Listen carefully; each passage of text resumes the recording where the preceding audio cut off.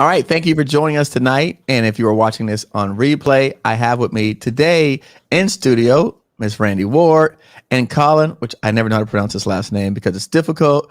But a funny story, Colin lived in Japan for 5 years.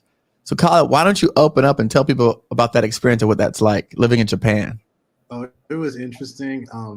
Yeah, it's very different. It was I worked for a traditional animation studio, Madhouse, and doing hand-drawn animation because I love doing that. It's illustration, but it was a very different experience. I recommend everyone go and live overseas for a while, and learn something new. Nice. And as always, today, this is our weekly Q&A session, and I was fortunate enough to grab some of my fellow cohort, my fellow associates to come on stage and join me so we can help answer questions from our audience. So as always, please let us know who's out there. Tell us the city that you're from. I have not seen a single comment yet, even though we've got people watching. So tell us who you are. Tell us what city you're from. Tell us the organization and what it is that you do. So when we're talking about the subjects that we bring up today, we know who we're talking to in the audience. So please let us know who's out there. And Randy, why don't you open up and tell us a little bit about what you're doing right now and tell us about Alchemy. All right. Good evening, everybody. Excited to be back in the land of YouTube. So it's been a while, but I'm glad to share this next hour or so with you all. So I've been working with Alchemy Gov in Alchemy Gov as president of Alchemy Gov. If you haven't heard about Alchemy Gov, so we are the business development arm of Eric's GovCon Reach. So we are excited, been providing clients with business development for the federal government space since late last summer we started. We have some great clients that we've been serving, building relationships for them, marketing their company, getting them ready for federal contracting. And so it's been quite a ride building the company and supporting clients all at the same time. So we're excited to continue in that as well. Have a great team. We've been building a great team. We now have a team of about 15 of us that are serving our clients, plus experts and account holders. And, the reach is growing. We have a great ecosystem, we're calling it now, right? And we're excited that some of our GovCon small businesses can be a part of that network too. Right. And so again, we want to invite everyone to come up on stage today, get your questions answered. I know someone asked me that the last time I was here where we were teaching a live session. So today is the day where we actually invite people up to the stage, come up here, tell us who you are, and let one of the three of us be able to answer a question, or all three of us, either way. So again, first and foremost, please tell us who you are, tell us the city that you're in. Use this time as your networking time, right? Because again, given the fact that we have not unlimited resources, and so we have to take every advantage that we can to network and to talk to other people in the industry, because as you know, this is a very small community and there's really not a lot of people you could talk to outside of organizations like GovCon Giants, outside of the GovCon Chamber, Hub Zone Council, 8A, right? So outside of those national organizations that we all know, like, and trust, there's really not a whole lot of people we could talk to about it. So definitely, I'm going to drop the link in the chat again for those of you so that we can invite you up here to join Randy, Colin, and myself to talk about, right, what it is that you do and some questions that you may have today. While we're waiting for our first guest to come up, again, keep putting in the chat who you are, what you do, what city that you're from. Oh, look at this. Tyrone Williams says, I just won my second contract for $1.9 million, 8 months in business. Congrats. That's awesome. I love it. I love that story, Tyrone. And if you want to come up here and share with folks how you did it and what you did, today is the day where we actually, like I said, we're not going to be teaching. We're just going to be answering questions from the audience. And then guess what? If you don't have any questions, then we'll just go back to our life. That's fine as well. So, I mean, look, we have dedicated this next hour and a half for you, and we want this to be productive. We want this to be useful, but we can only do that with the help from participants. So let me go ahead and pay some bills. And I want to remind everyone about the upcoming summit that we're having on October the 12th. There's still room for people to volunteer. We've got committees. We're looking for sponsorship committees, exhibitor committees, workshop speakers committee. This is the Eventbrite link. I will drop it in the chat. Right now, you can still register up until the end of June for the early bird sessions. So again, I do want to say that. I look forward to seeing everybody out there. We anticipate it's selling out.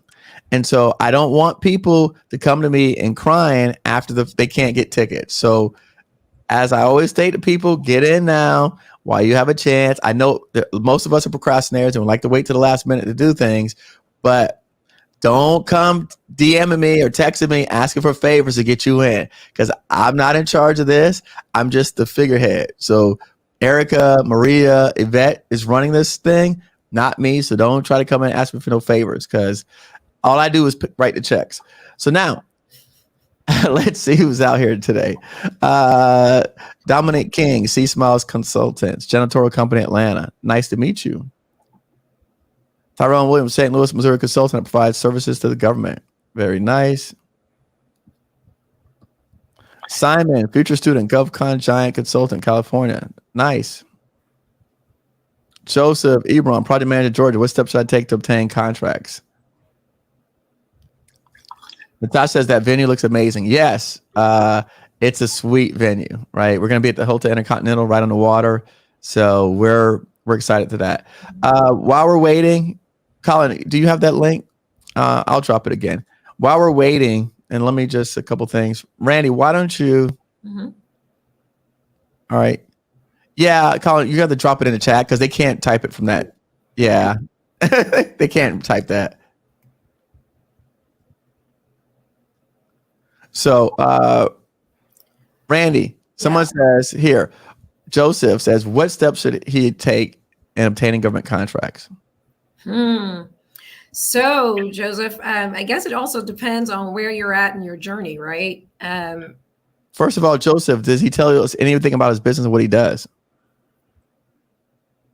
Yeah, project manager, but yes. What are you doing? So, Joseph, you gotta tell us about your business so we know exactly what you're doing. Does he want to come up? Yeah. So again, we dropped the StreamYard link in the chat for people. You click the link and then it'll bring you back here so you can come up and talk to us. But yeah, Joseph, we need to know what it is that you do so we can tell you where to start. Yeah.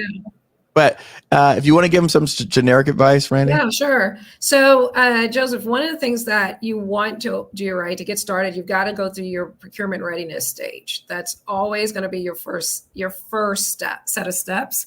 But that there are several steps under that, right? So first of all, you've got to know what you are trying to sell to the government. So can you at least let us know if you already know what you're planning on selling to the government? What are you offering? Services, products? Okay. The other thing is once you figure that out, you've got to also now look at how you're going to present yourself. What does your marketing collateral look like? Right? Your capability statement. Are you registered in SAM? There's those basic things that have to be done. Am I registered in SAM? Am I in the dynamic small business search, which is called DSBS? Do I have a website? May not be needed, but do I look professional, right? With the right email address and so forth. Also, do you have past performance? Do you have some project sheets, right, ready to go when the government asks you what you've been doing? And then, of course, once those things are going, you want to simultaneously work on your target market list, right? You've got to know where you're going, who you're targeting. You can't just close your eyes, throw a dart, and that's the one you're going to start reaching out to. You got to know that they're buying your services. So feel free to put in the chat, or like we said, you're invited to come up and we can discuss further. But Okay. where are you on some of those steps maybe? All right, Sharon, good evening, everyone. I'm new to government contract and 7 Days Consulting, LLC, Quality Management Services, Charlotte, North Carolina. Welcome, Sharon. And again, today we're inviting people to come up. So we put in the chat the link for those of you who want to come up stage and ask us questions. Tyrone says, how do I get startup money for my contracts? Colleen, you want to take that one? Yeah, so depends. Okay, so let's say you win an award, there's two ways you can go about it. Okay, so now the government doesn't pay up front. We're going to say that straight up. They do not pay up front. You're looking at a 60 to 90-day turnaround for invoices, and that's if you do it properly. Now if you are in the product industry, you want to secure a line of credit with a vendor, because a lot of times you're going to be using that to supply the government with the products that they want. Okay, so if you're in the product industry, you get a line of credit to a vendor, supplier, and then you use that line of credit to supply the government. They pay your invoice, you pay it back, and you keep rolling that dice over and over and over. Now, if you are in services, that's going to be a little more tricky, because again, the government doesn't pay up front.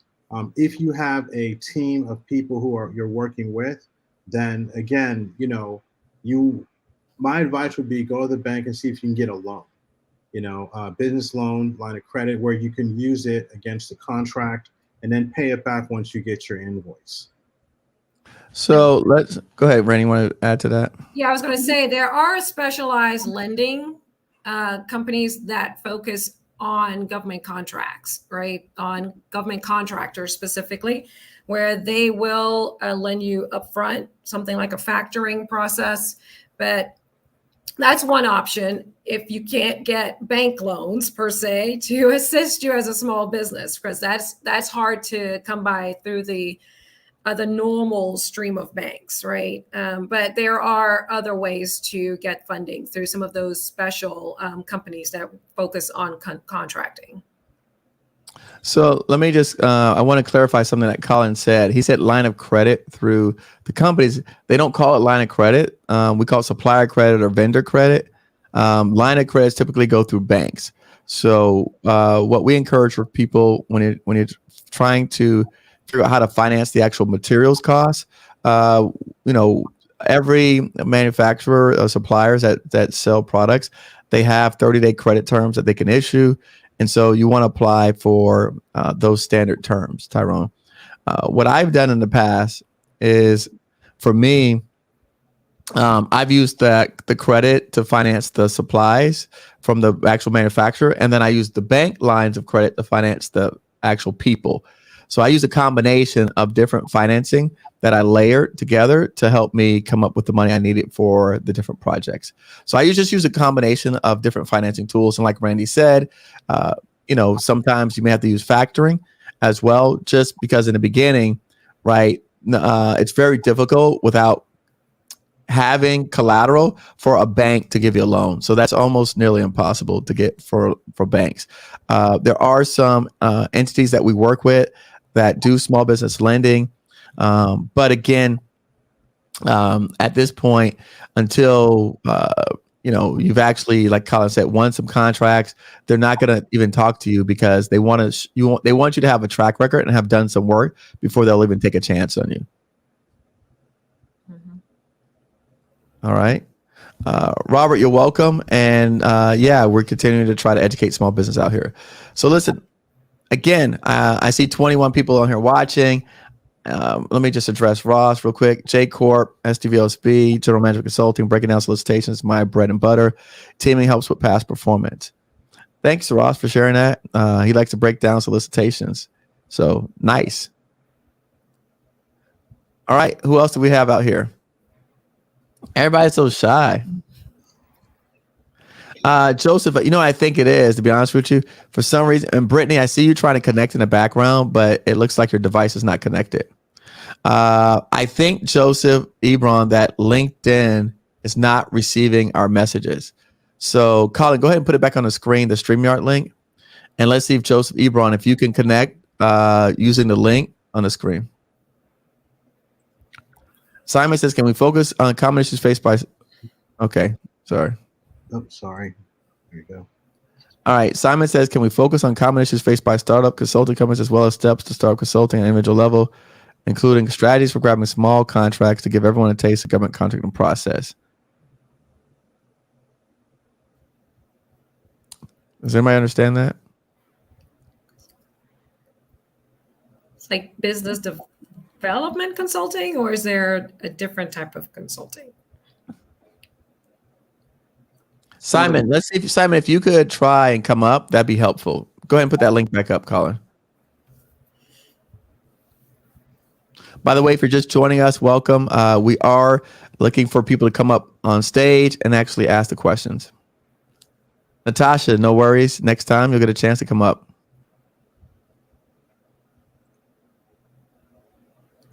So while we're waiting for our first guest to come up, Randy, why don't you talk about some of the challenges that you've had and some of the clients that we've been working with?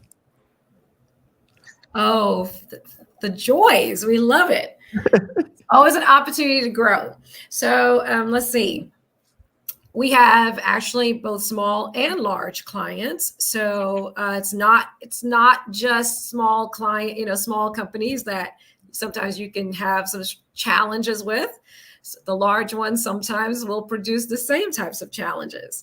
So one of the main ones that we tend to run into, whether small or large, is always everybody's time, right? And turnaround, response time. Response time seems to be especially difficult because it requires someone's efforts. So whether you have someone that supposedly has been dedicated to you as the consulting company to make sure things are always rolling or not, that always is the one that trips us up, because you have to be able to execute quickly, right? In federal government world, you have to be able to execute when the government needs you to execute. So when there are materials needed, responses need to be made, we want to make sure that we can turn those around really fast.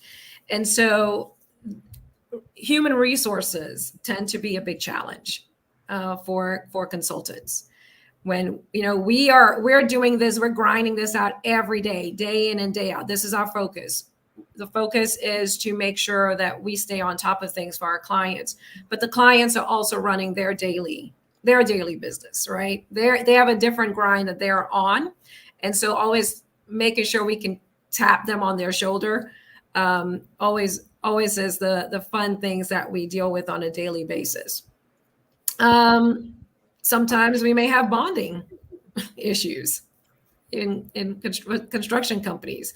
Not enough bonding, no bonding, or don't want to take on the liability of bonding. So there's a gamut of issues that sometimes we run into, but it's our job to overcome those challenges for the clients and push forward to get them where they need to be. So it's always a challenge. It's fun.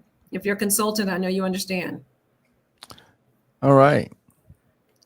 So Lou says, has a group of students at GovCon Giants ever teamed up to work together and trying to win a contract? Randy, I think you can answer this one. Yes, absolutely. So I have been out there as a consultant primarily ever since I've started. So building relationships within the agencies and learning of their needs has pushed me to have to reach out to some of our GovCon clients, GovCon network of students. So, we've had to send out emails. Eric and Maria have sent out emails for me in the past where I'm like, hey, I've got an opportunity and I really need someone to help work with this opportunity for me. So we have done that. We've pulled together our resources and we have completed projects before for the agencies. So absolutely, there's a network here that you can tap into, and we're excited to be able to work together. Actually, the reason why Randy runs my BD team, Lou, is because during COVID, Randy, myself, Pierce, and Maria, which were, again, all of them were GovCon Giants students, we won $18 million in contracts over COVID. Prior to the $18 million in contracts they won during COVID, Randy had won with about 3 different students, several $1 million in contracts herself. So, and then if you look at Chris Facey working with Demetrius, so we've had several of our students working together and successfully not just winning contracts, completing them, and getting paid, which is the most important part, getting paid, not just winning the contract. Yeah.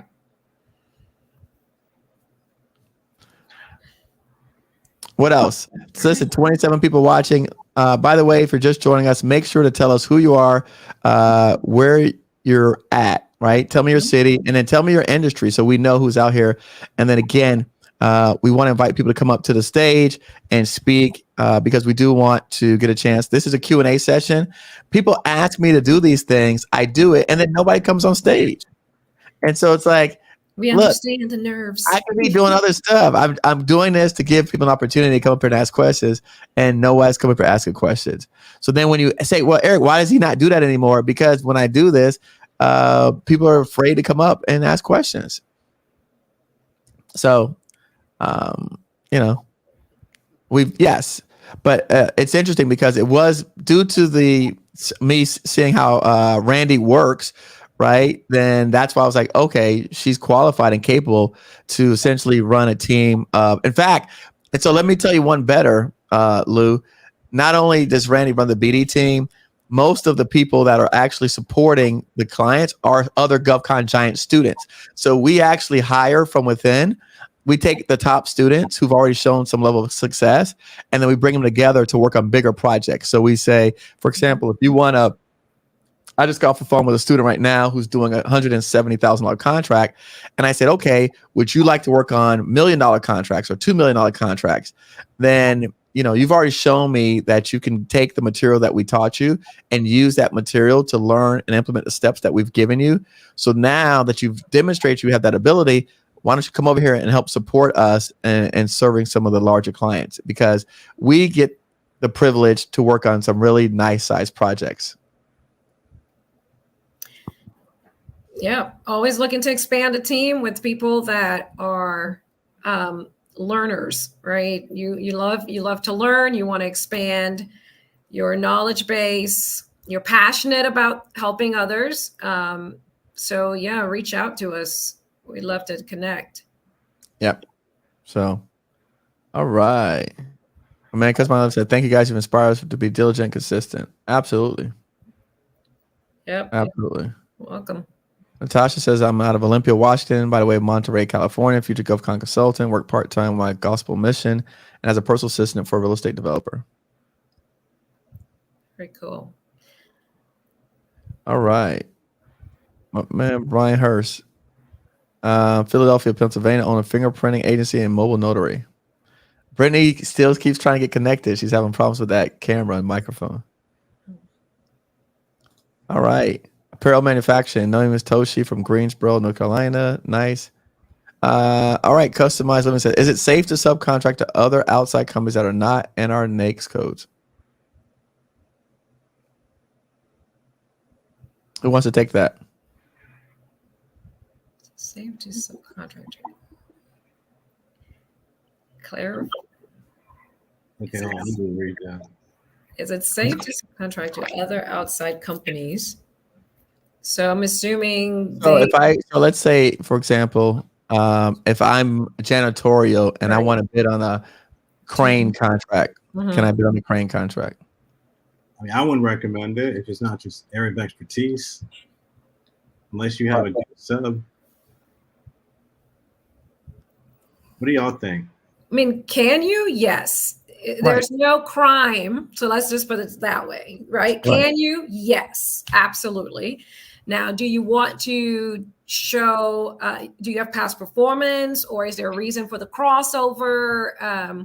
You just want to make sure you don't show yourself to the government as trying to do everything, right? Right. That would be Right. that would be my only advice on that. But yes, technically you can. Yeah. There's no harm. There's no harm in doing that. All right. Let me see. Brittany. Let me see. I see Brittany. Is your mic working? Hey, I'm here. How did you manage to get a black screen on us, Brittany? Oh my God. Well, my camera is off because this is my first time doing this. So Oh, it's okay. just trying That's all to right. get used to the button. All right. It all. But I didn't know how to be on camera. So I'm about to do that. Turn the lights on and Okay. and I'm maybe gonna, make it work. I'm gonna put you back down until you do that. All right. That sounds like a plan. All right. I'll put you down until you do it. All right. But we do see you. All right. Cool. All right. Joe says when our next training is. So right now, we are finishing up. What week are we in, Randy, of our 12-week program? Do you know? Are we in week 6? I don't know. I think we're halfway through our 12-week cohort. I'm not really sure, but we are going to open up the our accelerated program on July the 1st again. So I will share that on the screen. But yeah, we're going to open it up on July the 1st for our next cohort for our 12-week business accelerator program, Joseph. So we will be posting notices. So make sure you follow us. If you're not already on our email list, visit govcongiants.com to join our email list.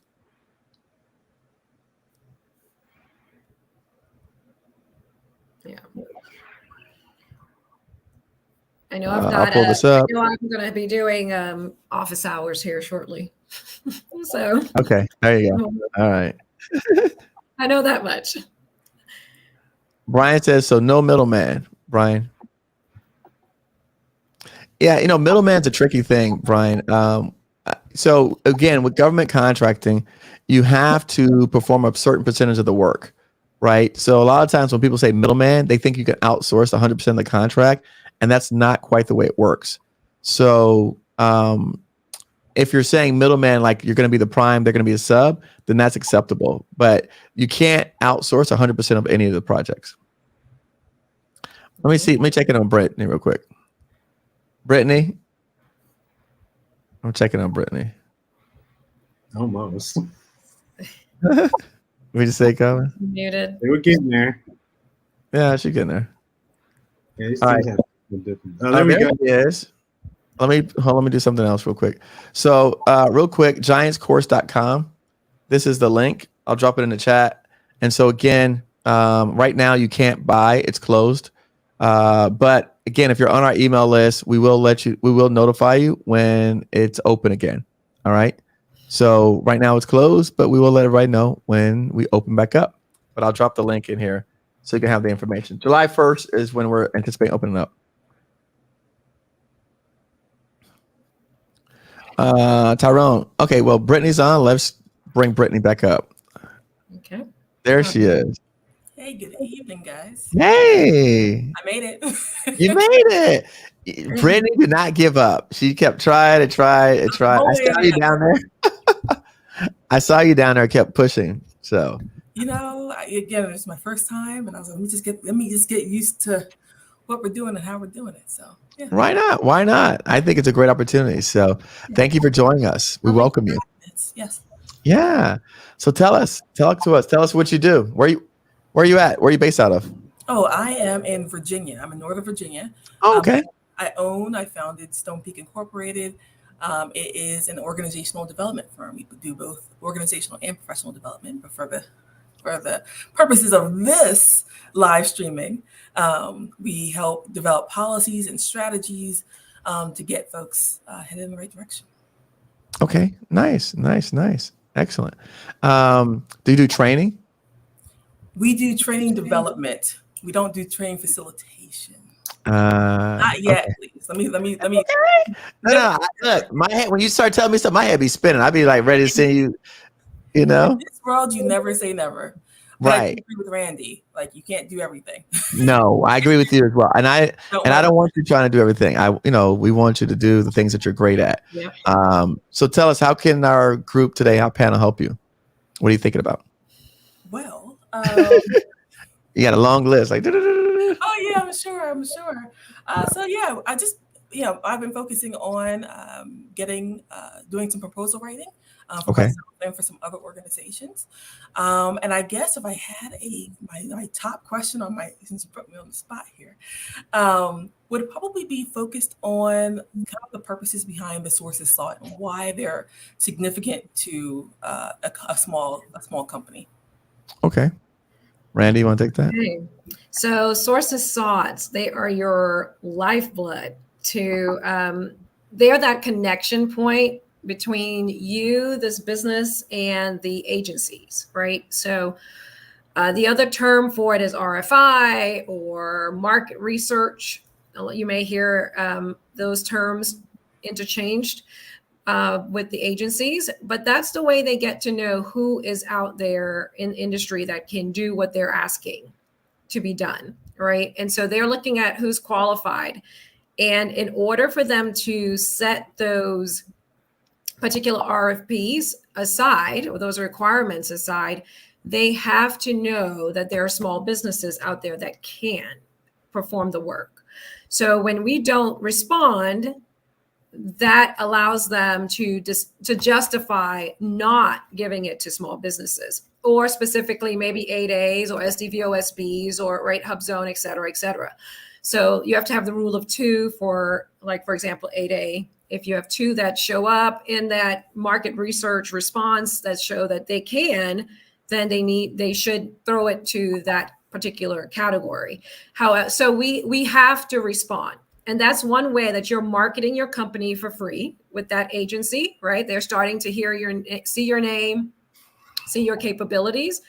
And so we want to make sure that we're responding so they can know that you're out there. Otherwise, we are setting ourselves up, right, for them to designate those as unrestricted, because then there's justification. So let me say it this way, okay? The government's goal, again, before the administration have these new rules, was 23% small businesses. They do not actually solicit 23% of their contracts to small businesses. Do you understand what that means? So even though the government has a goal of achieving 23% small businesses, they do not solicit or advertise 23% of all opportunities to small businesses. Why? Because since we are not showing up and saying that we're out here and we exist, they do not want to. Remember, the government still has to get things done.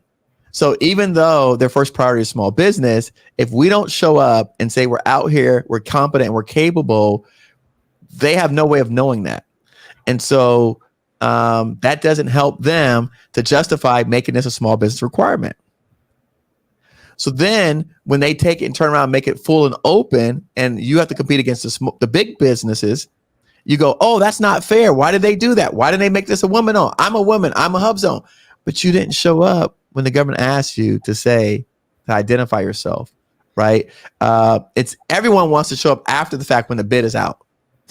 No one wants to put in the work before the solicitation even happens to help the government, to help us, so that they can make more requirements set aside for small businesses. So that's why we have to do it, because we need to collectively, right? This is not even like a me versus you thing. Like, you should be calling your friends and saying, hey guys, I see this source of sought. I need 3 of y'all to submit. I don't care. I'll write up the template. You put the box in and you submit. I've done that for people, because even one person may not be good enough either, right? Because if it's just you the only one that submits, that's not a reason for the government to justify setting it aside. Have you ever heard of the rule of two? Well, Randy just brought it up. Okay. So, but definitely feel free to. No. So the rule of two says if 2 more small businesses can do it, then the government has the ability to set this aside for a small business. And again, that's 2 or more women, 2 or more socioeconomic disadvantage, 2 or more hub zone, 2 or more veteran, whatever the case may be. So ideally, we should be having like sources sought parties, right? Where we all look, when we all sit around and we'd be doing source of sought and like bring everybody to the table, like, look, we gonna do source of sought, and like every Friday night, instead of us meeting for happy hour, we need to be doing source of sought, because that's what's gonna sustain us long term. Not, that drink that's just gonna come out of our system by the next day. So I think that we should be really not just doing it in silos and doing it alone. You should be inviting your competitor mates to the table as well. Ross says, I try to answer as many RFIs as possible. Great. So again, there are ways for the government to do their own research to say that we exist. However, truthfully, if we do not respond, and they can easily use that against us to say, what do you want me to do, Mr. So-and-so? I tried, and no one responded to this. Look. No, I appreciate Tyrone says, U.S. Army Corps sent me a source of software, heavy metals mitigation, $245 million, asking what percentage can I do? Right? Well, you tell the truth, Tyrone. What percentage can you do? But if you go back to Ross's theory, Tyrone, you should be teaming up with people, right? So again, if this is something that you can do some of, you should be looking at who can you bring to the table, to the party, because again, the reason why the government is even reaching out to you is because you're in their database. They're not reaching out to people who are not in their database. So if you're in their database and you only have the ability to do, say, 1 million worth of that work, then you should be trying to go find other persons who have the ability to take on, another million or two, and then putting it together and teaming up so you could take on as large of a percentage of that as possible. Mm-hmm. Does that answer your question, Brittany? very much did. Thank you very much. Yeah. And look, please tell your friends. Tell your friends. In fact, I'm going to look. We're going to have Sources Thoughts Party. Right here. Happy hours. Sources Thought Happy Hours. That's right. You heard it here first. Part 10, Acquisition Gov, Market Research. Conducting market research to arrive at suitable approach to acquiring, distributing, supporting supplies and services. And again, so when conducting market research, agencies should not request potential sources to submit more than the minimum information necessary. If you contemplate consolidating or bundling contract, you must perform market research, right? So again, there's all these things where it tells the government is saying, hey, these are the rules that we must follow in order to serve our contract community. And these are the ways at which we do it, right? Participating in online community discussions, obtaining source lists from agencies, reviewing catalogs, reviewing SAM, FPDS, Dynamic Small Business Search, right? So all these things that they're doing to try to find us out here who have the competency and capabilities. And I've heard government officials say that unless you respond to their source of SOT, they won't even take meetings with you because you're not helping them to do their jobs, which is fair, right? Because if you're not helping me do my job, why am I going to take a meeting with you? I said, I put out 10 source of SOTs. Now you call me on the phone talking about you want a contract. Hello. Yep. You don't blame them, do you? No, you're right. No, not at all. Not at all. How can you blame them? If you're the contract person, you put out source SOT for this kind of work, and all of a sudden Brittany called me on the phone to about, hey, I do that kind of organizational stuff. They said, okay, I just put out 5 sources SOT. Where are you at? Why you didn't respond to none of them? I had to go tell my boss that nobody out here could do this work. Now you want me to go back to my boss and say you exist, but you didn't fill out the form that we needed, that we've got to turn in that report to the higher ups. Yeah. See, a lot of people don't think about that. No one thinks about the government position and the position you're putting these people in. We are only thinking about ourselves because we're selfish as human beings, right? And so we're like, oh well, I just want a contract. Hello, the person just wants to do their job. So they went back and told their superiors that no small business existed based on their research. Now you show up saying I'm out here, but you didn't turn in the research. Do I go back and tell my boss that I made a mistake and I failed to do my due diligence? Or how am I supposed to explain that?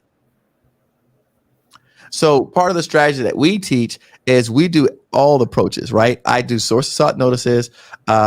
I actually call the office. I set up capabilities briefings, and then I meet them at industry days. So I hit them up with like the trifecta. They can't say they ain't heard me, seen me, or know me.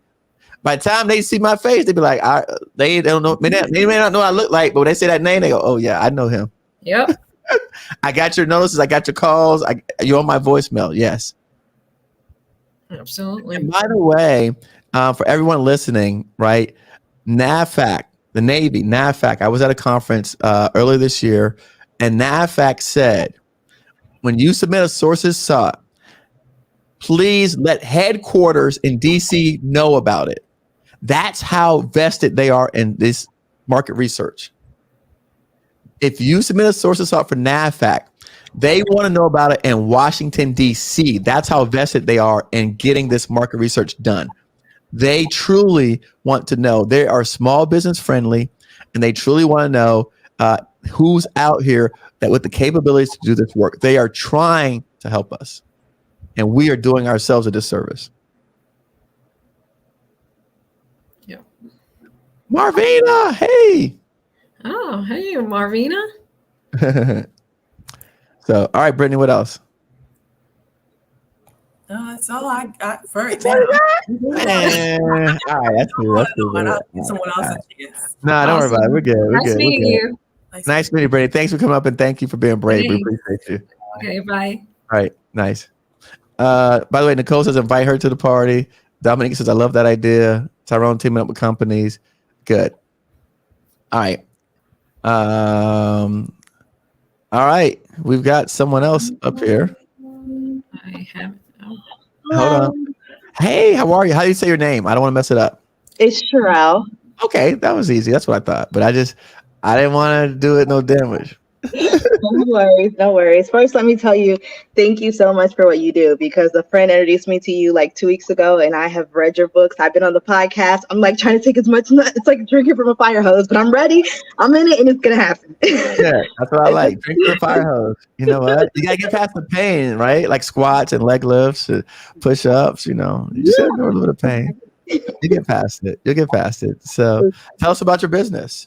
So I have created a business called Destination Concierge Travel Services.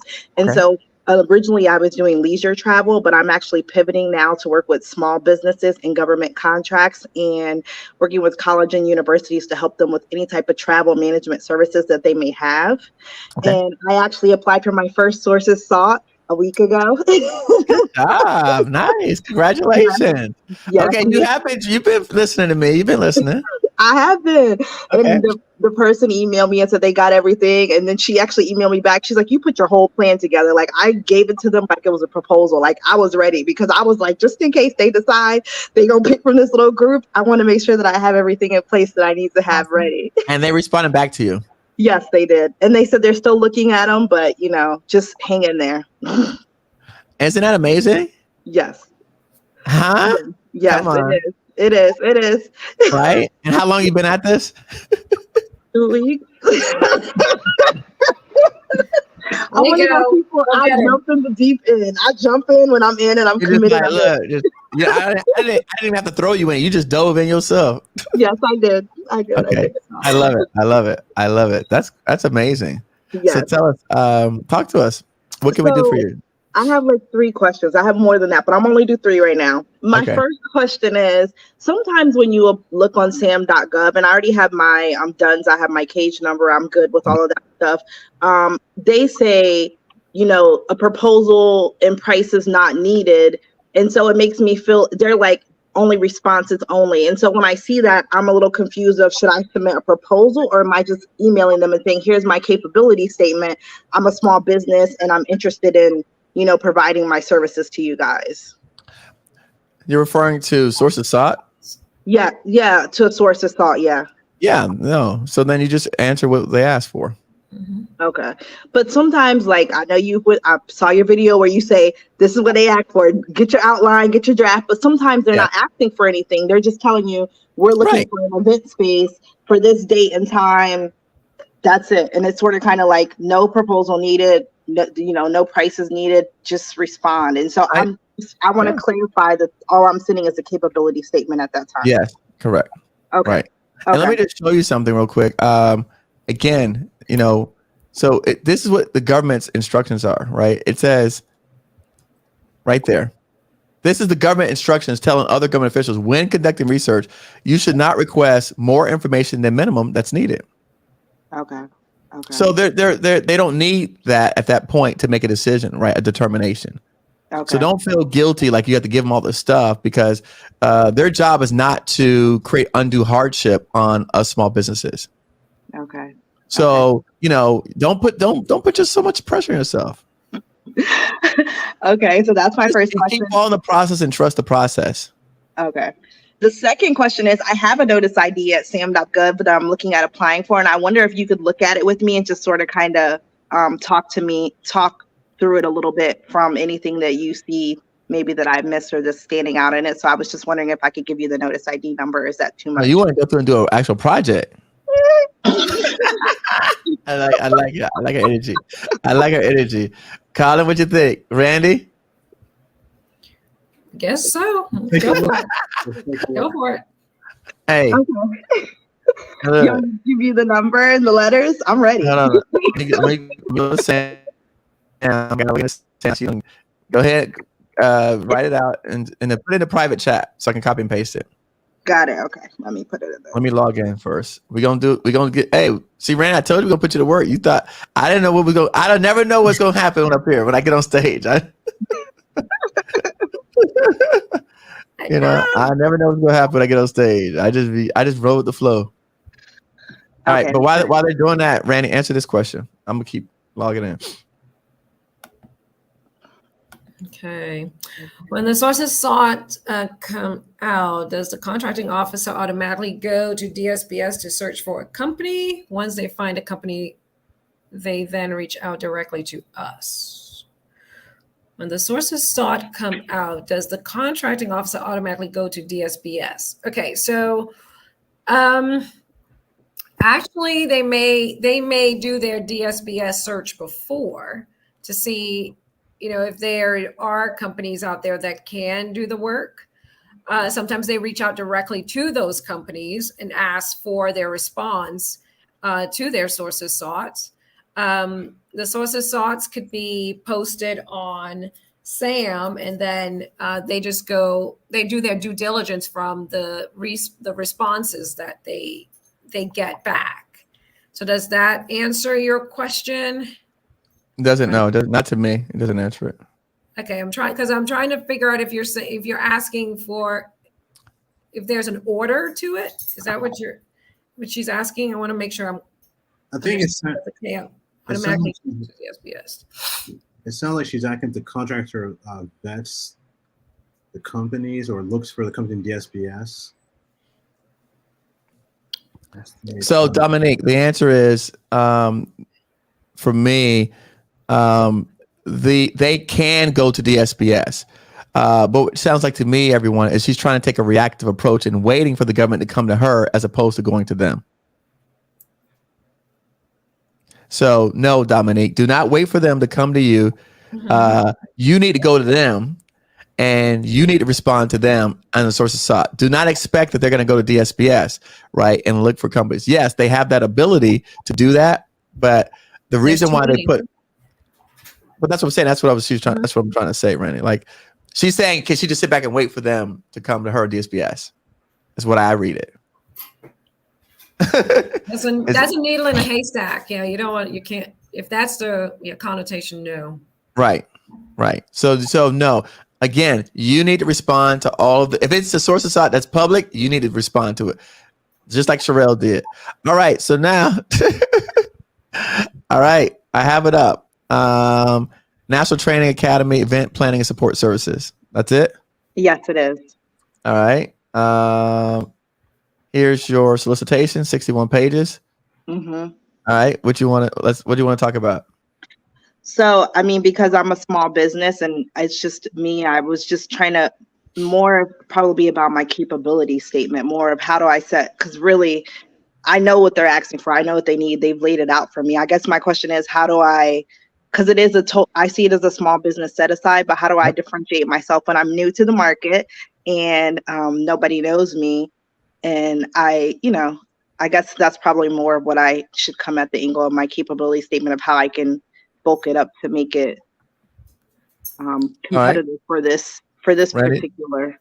Randy, what do you suggest? Or Colin? I need to be able to see that. Well, all it is this. This is she wants to be qualified for this as a new company. How does she beef up her capability statement to make her stand apart from everybody else? Or what does she have to do in terms of submitting to make her, have more value? What would you do, Colin?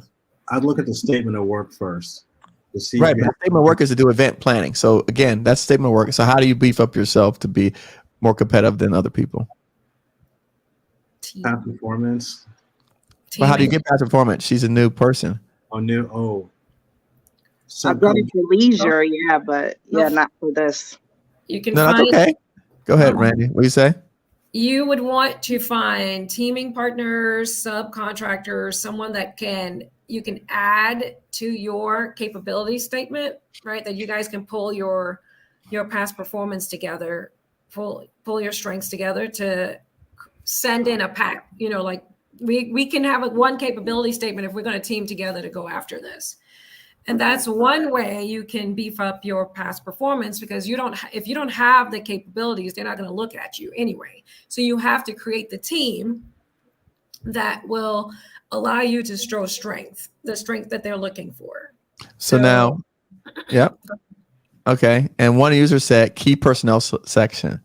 So in the key personnel is where they're going to ask you for, right, the people who can actually do the work and facilitate the work. So when you, to Randy's point, when you team up with other companies, right, you're going to need to use the resumes of their key personnel as your key personnel. Yeah. And that's how you're going to distinguish yourself, because one area is the past performance, right, which we all know of. So you don't have it, so you got to get it from someplace. And two, the second area they're going to look at is the strength of your key personnel. So if you can find a person, right, and this is what I would do, right, because I'm a little crafty. I would go online and find somebody who put together these kind of events that may be retired, and then put them on my team. Okay. Yep. Get their resume. Their resume, and then put those people on my team. And now I've got key personnel who've done National Training Academy events. I don't care if they did, but people who've done it in the past as my key personnel. So then when you partner up with a company who's got recent and relevant, and then you've got key personnel with direct experience, slam dunk. All righty. Perfect. All right. Okay. And then for the 3, when they ask you to give 3 references for past work, I would use the company that I'm teaming up with, since they have the experience, and use their references. You have to make sure that that's allowed. Yes. Right. Okay. Because every contract does not allow you to use your subcontractor's past performance. So you have to first read the requirements to see if that's allowable. Right. Some of them, they may allow 1 or 2, but you've got to have some past performance yourself. Okay. And I do, but it's long ago, so I'll see how many years back I can. Yeah. You got to see what's it right. Is it recent and relevant?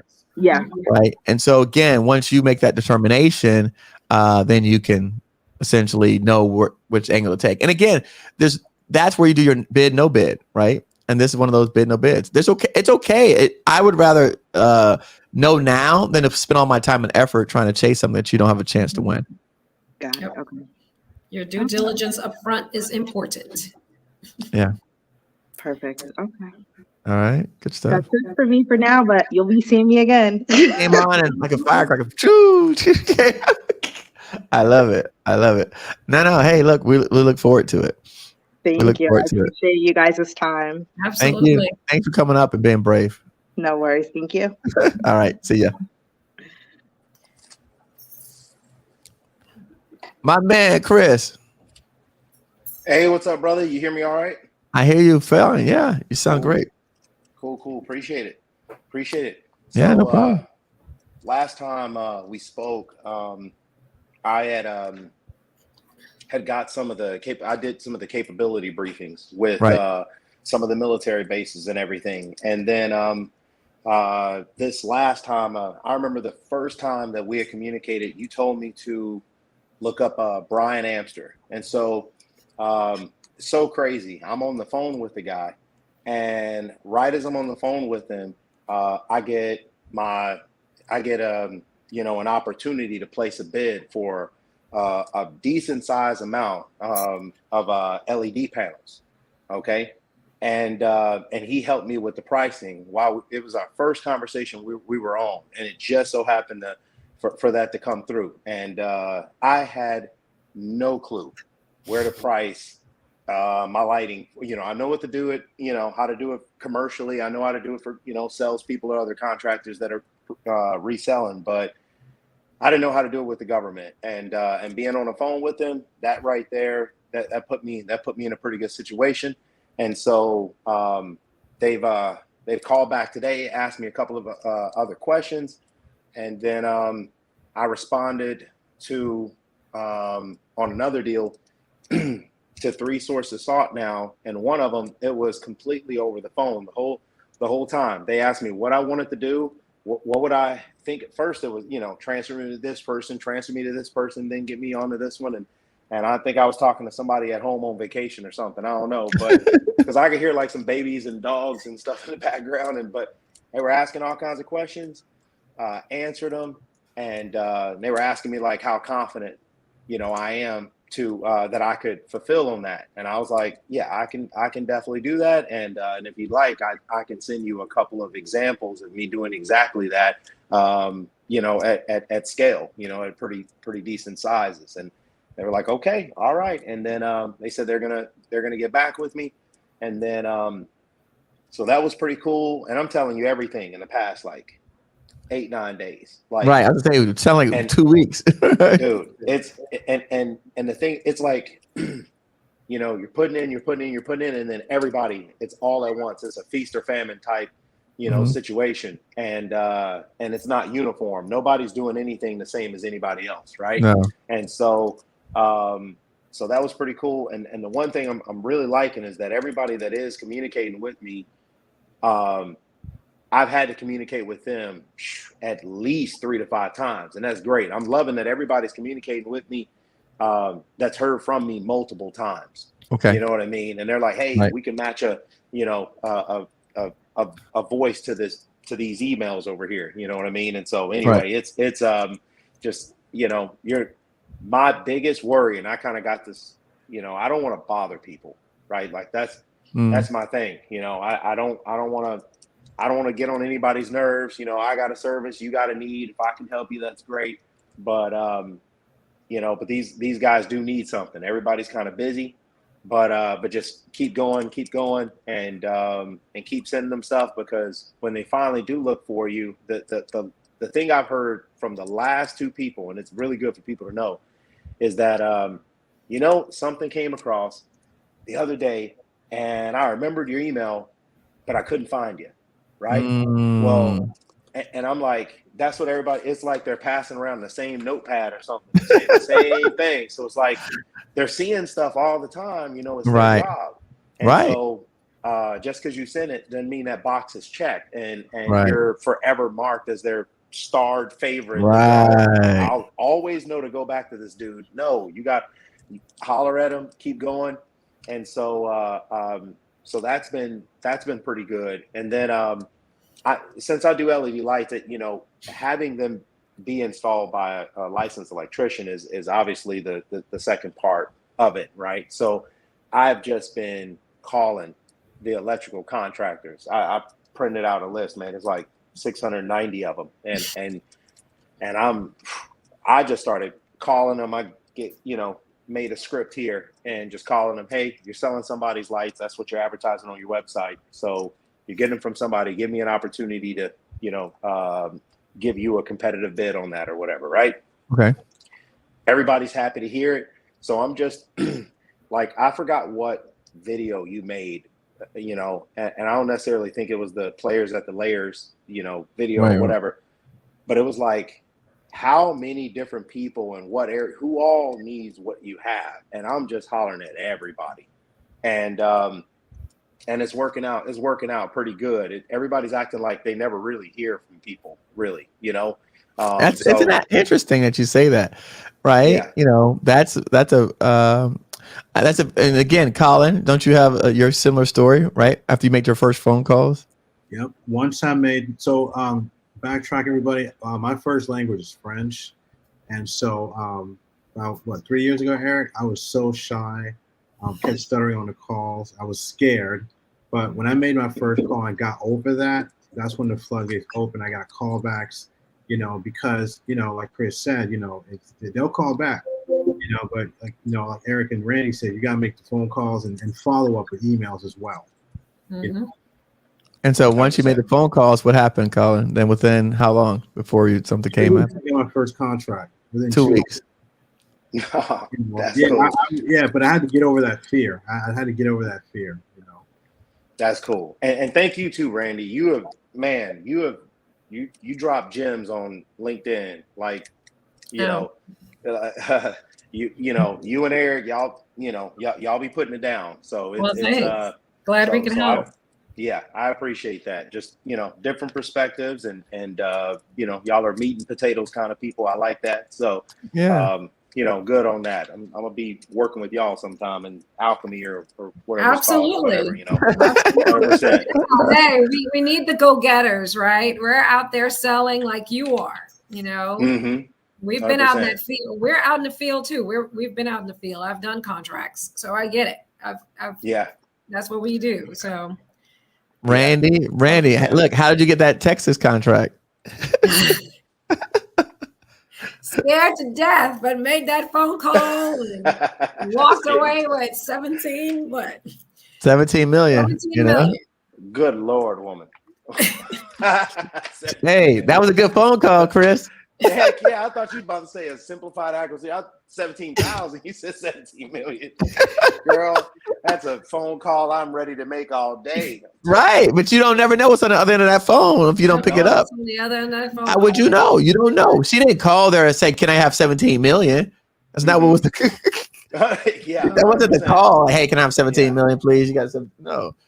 Right. 100%. You didn't even know the amount, did you? When no, I was just calling I knew they had a need, right? So I'm calling off of my service. Right. Man, that's what I'm talking about. I used to have a call center, so I awesome. I hired people to just call all day. So it's like, man, I there's never been a situation greater to act like you work in a call center than this.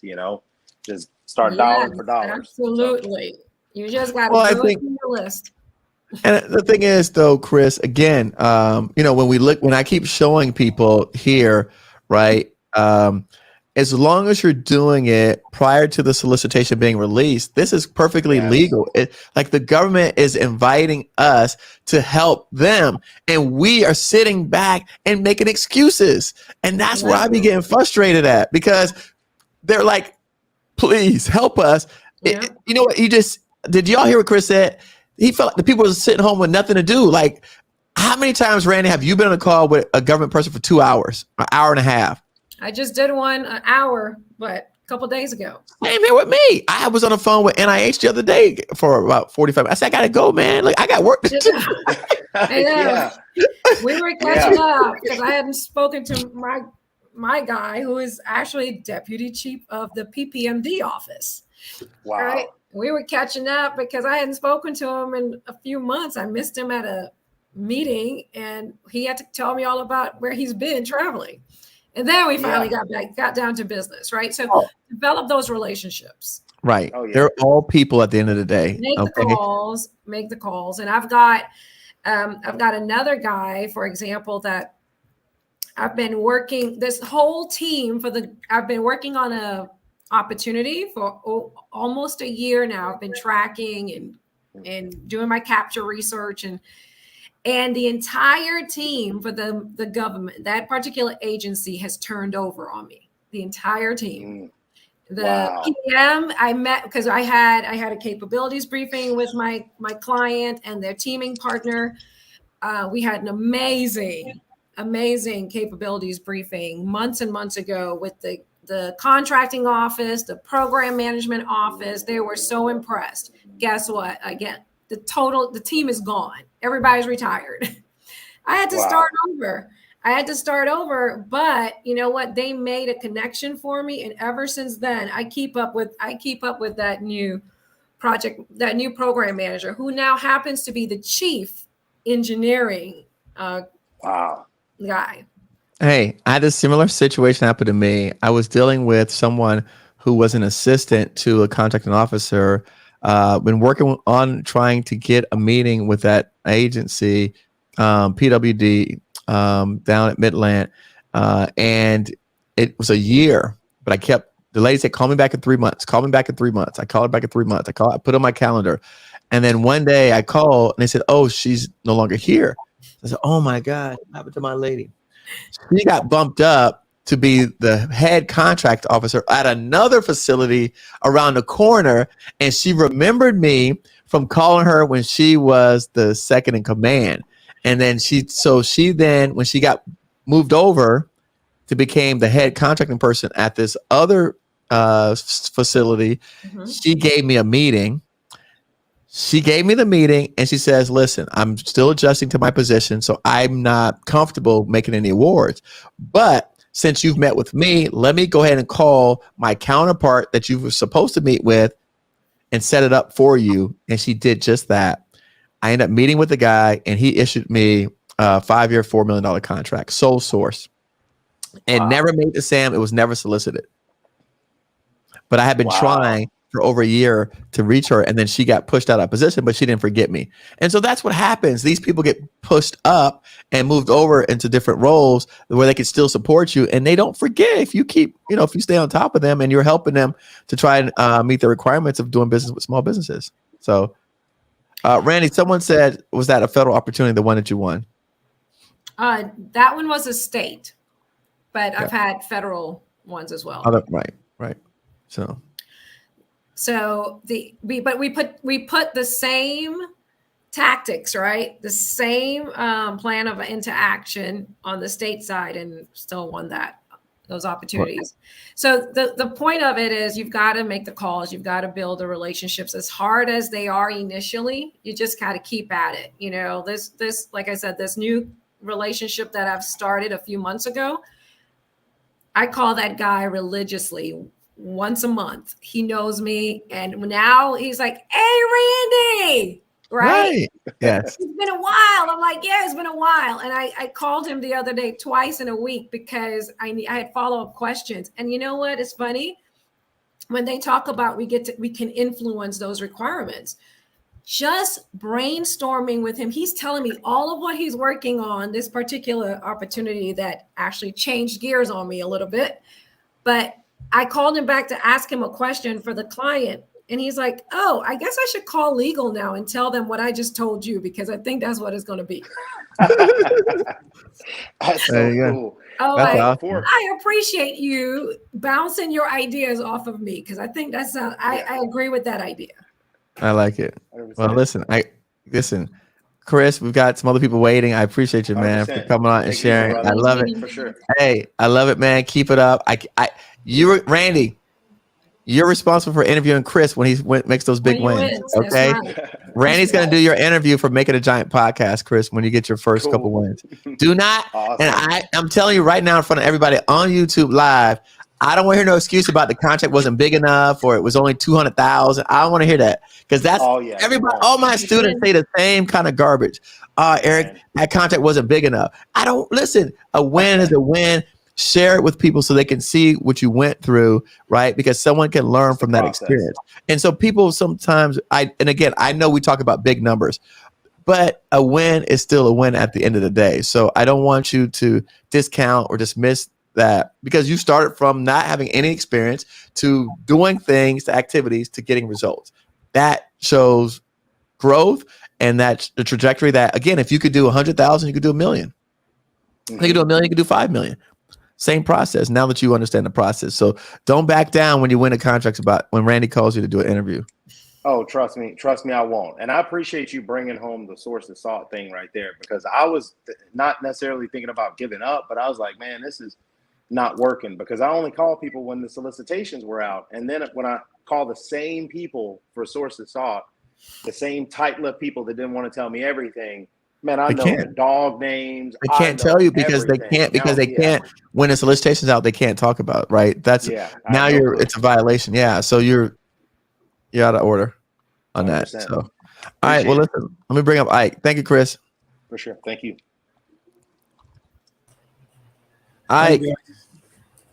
Wow, this is my first time joining a live stream like this. No, don't worry. Eric, I follow you like it's a religion already. That's okay. Yeah, you continue to share a lot of gem, a lot of inspiration, a lot of helping hand for people that are trying to get ahead. We're here out in Houston. We got our first contract late last year, November, with the Army. Transportate logistic. It was a 5-year, multiple year award deal. But ever since then, we've been knocking on doors, submitting solicitation, and some we kind of near misses, and we don't get it, and it can be frustrating. We only get inspiration that we already want something, but right now, and it's not like we're grouping, but it can be frustrating right now. And if you only it's 7 months already and we only have one job. I mean, I know we're grateful because there are people that have not been this lucky too, but so we're wondering, what do we need to do? I mean, I try to call, I make the calls, I submit the solicitation. I have a technical background, so we try to. I don't know anymore. I'm just wondering what do we? The one we won was kind of a sole source. We didn't really compete for it. They called us and asked us if we can do this, and we say yeah we can, and they gave it to us. So that was just like God sent. That was just too godly for us, and the other ones who've been submitting and not been lucky enough. So I'm gonna take this one last. I'm gonna let my team to start. Colin, you want to go ahead and I can jump in after? Yes. Okay. So government, it's a process. Government contract is a process. Not hard, it's a process. Now again, congratulations on your first win. But now you gotta keep the momentum going. Emails, phone calls, capture management, and you got again, just keep reaching out, answer the sources sought. Okay. Keep looking when you go into stands to look at the bids. Now, what the type of contract you want?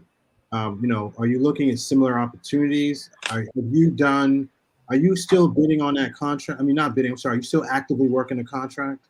Yes, we have a schedule. Our schedule is what's it called? Supplementary rental vehicle. So that's our schedule, but we're adding new categories to it. So though we have supplementary rental vehicles, but the job we got was outside of it. It's still logistics, but it was outside of it. So they took a truck from us, a semi, for 5 years. So it's pretty much about $100,000 a year contract for 5 years. Good. We bought the truck $250,000. So insurance and everything. I mean, it pays for it. But after that, I mean, we submit bids for rental vehicles, but we find out we're competing with big companies like Enterprise and the rest of them. We try to make our numbers as competitive as possible, but somehow we're ready. We have good credit, so we're ready to buy the vehicles, put it, if they're giving like 10, 20, and they want to put it down for 2-3 years, we're ready to go to the market and pick up the vehicles, however many they need, and send it to them. But it's challenging right now. It's challenging. So let me ask you this: are you leveraging the relationship with the existing contract? So, for example, are you asking, when you do your deliverables, are you asking the contracting officer, hey, is there anyone else that you know in the agency? Because a lot of times it's best to leverage existing contract. Because bidding is good, but how can you use your existing contract to kind of get more work? It could be in a form of just asking the contracting officer, is anything else that they have? Or does he know anyone else who has needs that fit within the same requirement that you can do? Versus, in addition to bidding on other contracts. The reason why I say that is because, for example, with me, with my current DC government contract, so mine is also a 5-year contract, right? But what I'm doing now is, in addition to working with the contracting officer and the contracting administrator, I'm also asking them because they know people in other agencies, right? I'm asking them, do y'all know anyone else, who needs what the work is? And this is before they put it out. And sometimes they'll say yes. So sometimes you can also get work while you're working versus having to go out and bid on, because that's a process in itself. All right. Okay. All right. I guess, we talked to them. After we got that, they were actually willing to give us another job, but the guy the contracting officer that gave us that job retired. We've patched up a good relationship with his replacement, but there was a job he wanted to give us after we got that one, but we never got it. We inquired, we wrote, we called them, but it never manifested again. So, all right, Randy, what do you think? We're going on and on. Randy, what do you think? Logistics. Let's see. I guess one of the things I would ask is, have you created a target market list? Do you know who is specifically buying your service? I would say most of the agencies does. But the marketplace we go to look at is usually SAM. And sometimes we go to Unison Market. Unison. Yeah, Unison Market. So they continually post opportunities there all day. So we look at it. You're shaking. Yeah, that's why I asked you. I love you, baby. I love you. The answer is no. You have not done it. Is what you're saying. You can't. Randy, don't let him off the hook, Randy. Listen, we got to love on him hard. We got to love on him hard. I'm gonna love on you hard right now. So you cannot paint a broad brush. And again, take the dart and just throw it, and wherever it lands, you're like, oh, great, right? I mean, and that's what tends to happen, right? We get in there, we have a lucky chance because all of a sudden we won on that very first one. We think that's the way it's going to happen. Well, we do things differently in GovCon. And so we do target market lists. Are you a student by any chance? You said you've been following, right, for a while? Yeah. So you might have heard Eric talk about a TML. And we've got a lot of training on TMLs or target market lists. And you've got to do the research to know who is buying your service. You can't just go to SAM and bid, because this is what you get. You get frustrated. There's other people doing capabilities, briefings, while you're not. They're marketing very strategically, right? So you have to do the same. So you're competing with people, Ike, that already know the people who are buying from you. And you don't know them. You don't have a relationship. So the other person that you're competing with already knows them. Randy just told you she's been on the phone with the guy for 2 hours. Chris just told you he knows the guy's dog name. I told you I had to get the people off the phone. So if you don't know the person's dog's name, how are you going to compete against me? Yeah, I can see. Randy just said she talked to the guy. She said, hey, Randy. They call on a first name basis. They talk to me on a first name basis. Mm-hmm. I have some of these people's cell phone numbers. You don't have nobody's cell phone number. Yep, I do. Yeah, you have any of their cell phone numbers, Ike? Yes, I do. I do. Which ones? The ones with the contract. Yeah, the contracting officer. Yeah. Yeah, for the one. But what about the people that you're trying to get the contracts from? No, I don't. That's where you're at a disadvantage. Okay. I mean, you've got to get to know the people to the point where, like one of my guys. I email you and I call you and I don't hear from him. I know he must be out doing something. And sure enough, he's like, oh, sorry. I was out the country. I would have gone back to you. Well, of course. So those are the type of relationships we're looking for, right? And it takes time to build those where they can trust you. But you got to do the work up front and find those target specific agencies, those specific awarding offices, right? That's buying what you're selling. So I can tell you, for me, I do think a little differently. On a K briefing, we ended up at happy hour. Yeah, but Colin, before that, he doesn't even know what that is. Oh. So you guys are skipping steps. You're talking foreign language. Yeah, no, I mean, I understand what you're saying. No, Colin. For Ask him. capability state, capability briefing. No, Ike, have you done a TML yet? Have you done that? No. I mean, yeah, not as detailed as. There's no detail to it. All you gotta do is go and you identify, based on your NAICS code, the agencies who buy from you, and you do it, and that's it. Right. So, it's very simple. Yeah. So if you haven't done a TML, then that's why everything else is falling apart, because you don't even know who's buying from, who's your target is. You're shooting blanks. Yeah. He's waiting for contracts to come out on SAM and bidding them, and then again, so I call that the fishbowl method, where you're basically going in circles. Something comes out, you bid it, you hope and pray.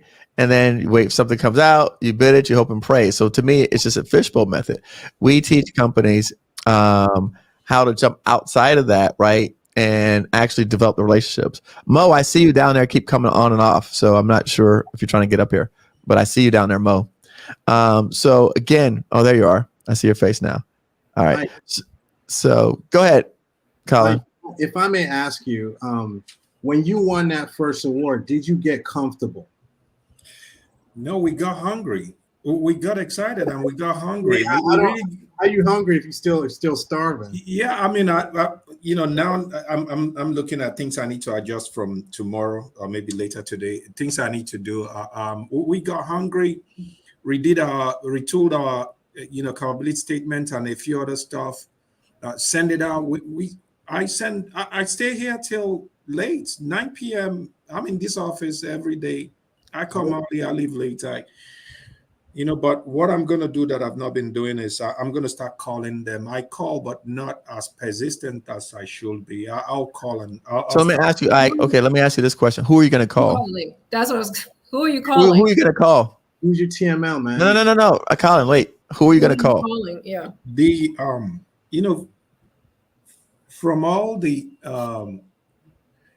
RFIs and RFQs I've submitted in the past, I kind of, because I created a folder for each of the agencies. Okay. So I'm going to go back to my folders and pick up the contact, the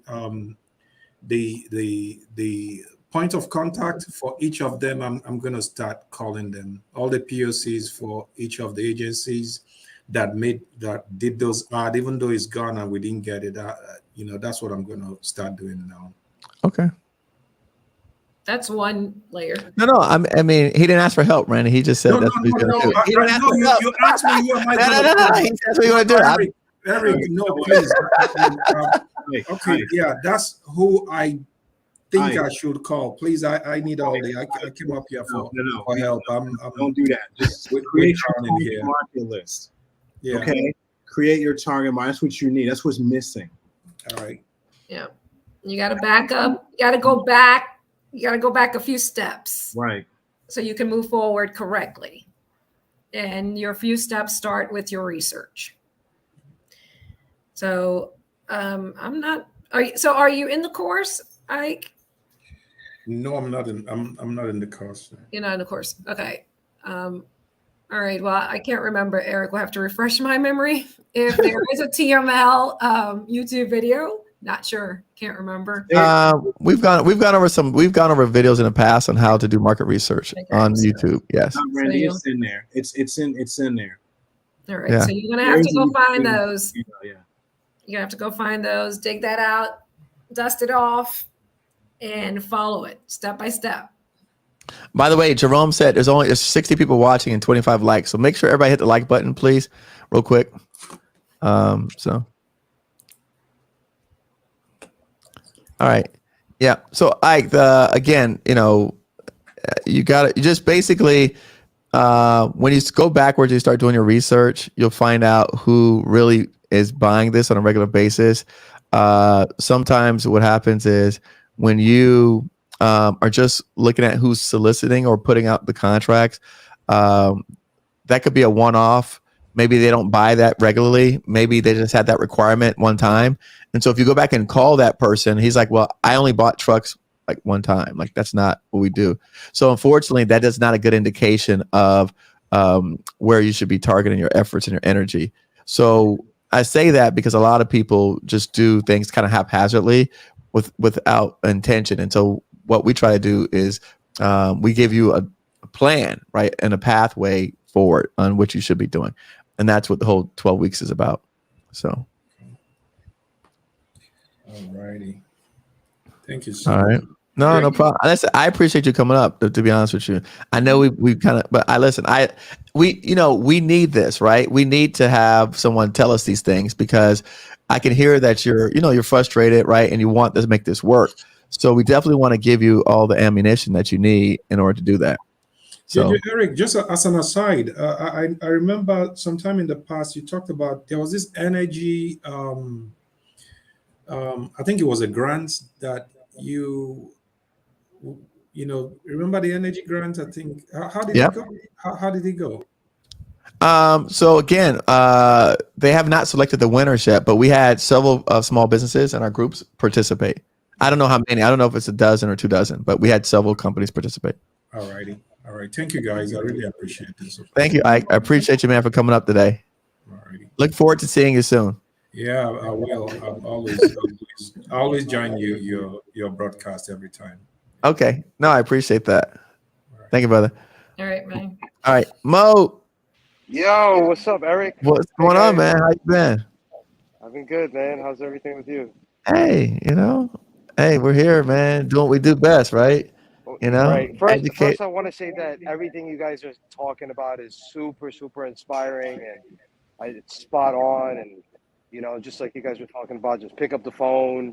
It's all about relationships, just like with any other business. I think, like you guys said, it's like any other business or just life. If people are going to want to work with people that they can build a relationship with and people that they can trust. So right.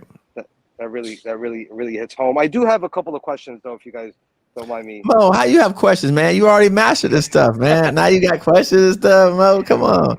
Well, I feel like the only way that I could excel is if I continue to ask questions and continue to seek knowledge, and that's why I'm always on your page and all that. No, absolutely. All right, what you got, brother? So Eric, I've had some pretty decent traction, right, with government contracting, even on the federal side, and right now we're working on a contract with New York City to help procure asylum centers for them and services for the asylum seekers that are coming over here that are being sent over here from the southern border.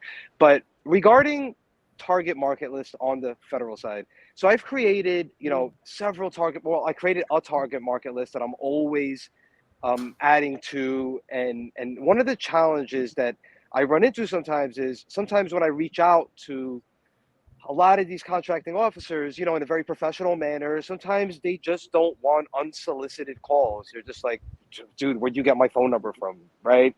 And it's like, it's just, sometimes it's just that struggle of how to get past that stage, right? Just that point where they'll be comfortable enough to say, hey, listen, there are a few things that we have in the pipeline.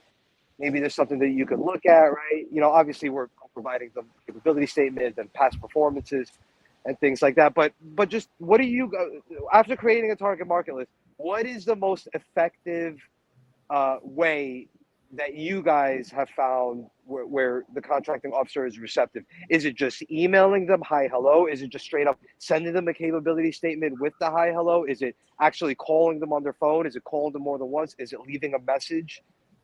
I don't actually recommend calling the contracting officers first. Okay. It's not my recommendation. Okay. I recommend calling the small business office first. I recommend calling the program managers first.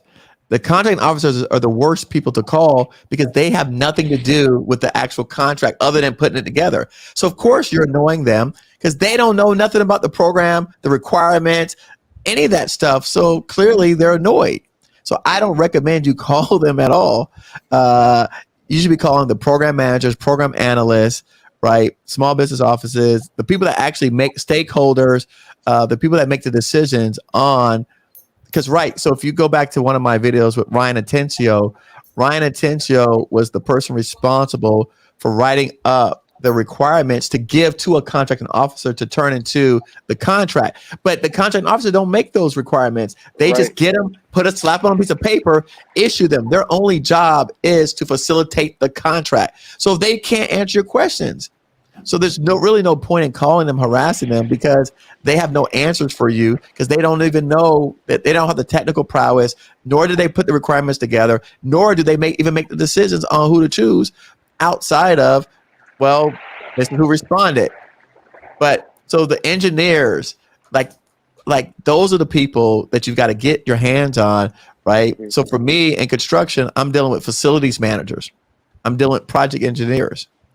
Right, because they're the ones that actually put the scope of work together.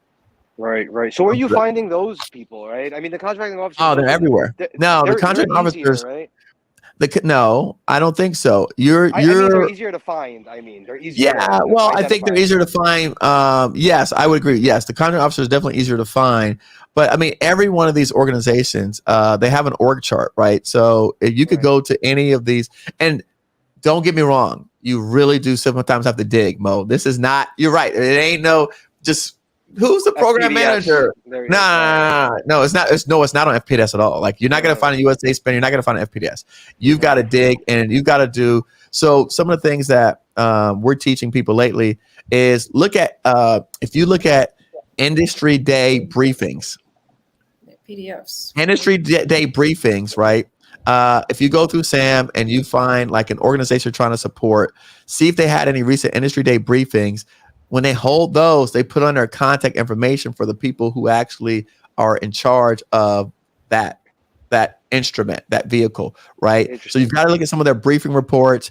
You've got to look at other intel that they put out that's not part of a solicitation, so to speak, right?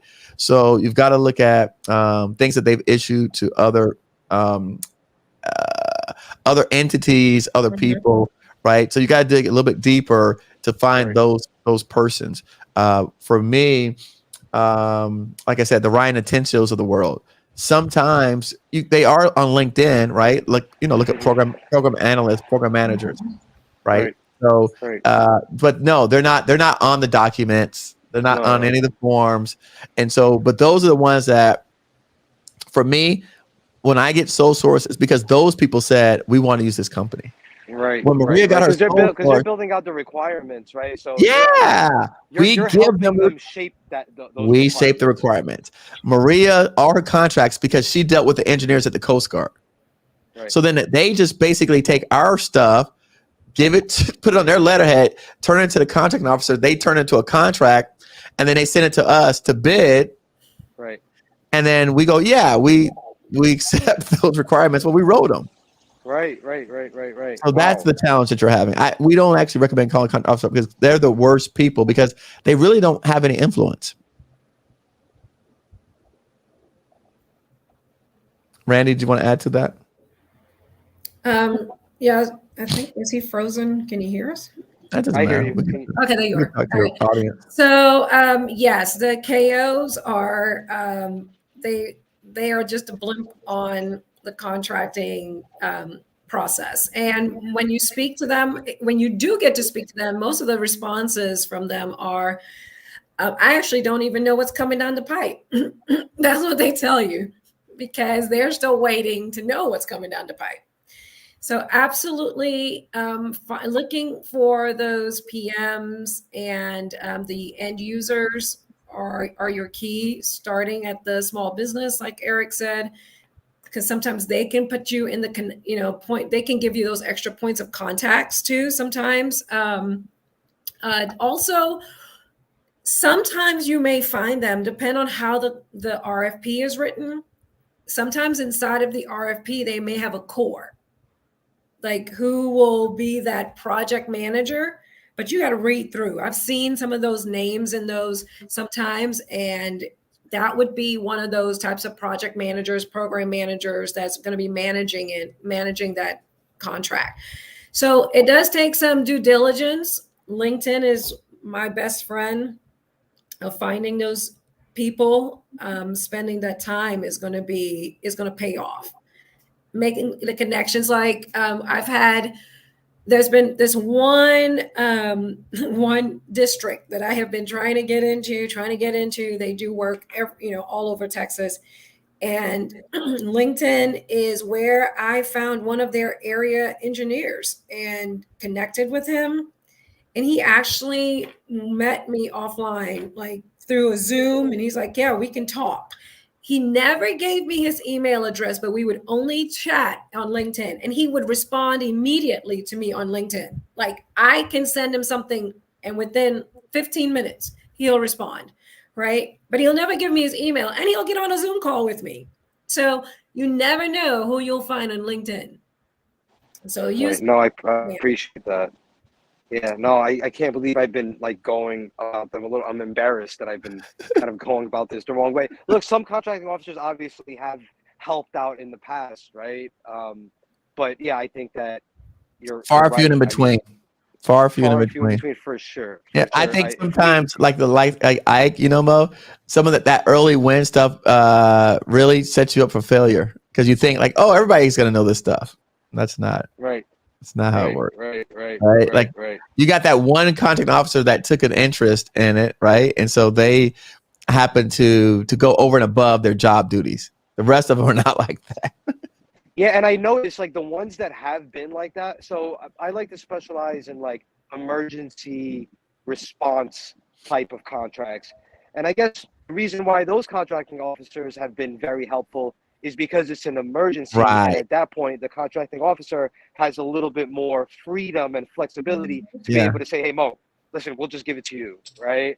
Whereas some of these other long-term contracts, non-emergency contracts, those ones you should go at earlier in the game while they're still building their requirements, while they're still in the qualify stage. Right. That makes a ton of sense. Yeah. And one of the things too, just like something to think about when you go to those industry day events and they are doing the matchmaking, right? They may have KOs, they may have the PMs and so on. I have learned not to even go to I don't even go to the KOs anymore because there's no follow through with them. I want to get to the PMs, right? So I make sure I focus in my time talking to the PMs so that way I can follow up with them since they are the ones that you want to build a relationship with. Right. The contracting officers, they have everyone reaching out to them. So they're already annoyed. They're like, right. We don't want to deal with you. Yeah. So I mean, as they should, because most of us don't know what we're doing. So right. So everyone thinks I'm going to call this person. And so they can't even get their jobs done because their phones are blowing up because their numbers are on all this stuff. Guys, thank you so much. This information that you guys have continuously provided has been just incredible. Thank you so much. Thanks, I really appreciate it. Thank you, brother. Thanks for coming up. Actually, I'm actually coming to New Jersey, probably first week of July. So really, yeah, definitely. Yeah, my niece is up there. I got to go see her. She's 15 now. So she said, "When are you coming to Jersey?" I'm like, "At least it's warm. I'll come now while it's warm. I'm not coming no cold weather." No, I don't blame you. It was good meeting you guys. Eric. All right, Mo. Take care, brother. See ya.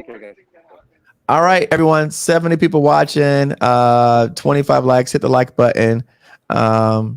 Interesting enough, that guy made a smart comment. I kicked him out. So, what else? Anybody else? I'm gonna be respectful of time. It's getting late. So if no one else, Brittany, I still see Brittany's down there. Let me see if Brittany has something. Brittany, I still see you down there. I don't know if she's trying to come back up or not. We're good. Everyone's good. I'm great. Well, again, look forward to seeing everybody October 12th. Make sure you get your tickets to the first ever GovCon Giants Summit. And happy that I can have Randy and Colin join me tonight. I think we had a great session. It always takes us, it takes us a while to get warmed up. Randy, I told you. Remember I said, it takes people a while to get on here and get the notifications and stuff. So, but I do like to get started at 7 just because for me, at least I could get some of the earlier people who have to get going out of here. right? Because it's, you know, it's 8:45 on the East Coast. So thank you guys. And I guess I'll see everybody. Randy, I'll see you tomorrow. Colin, I don't know if we have anything in our schedule. I'll see you next week or whenever we're back on the schedule again together. All right. All right, guys. Thanks, everyone. Have a good night. Bye. Bye.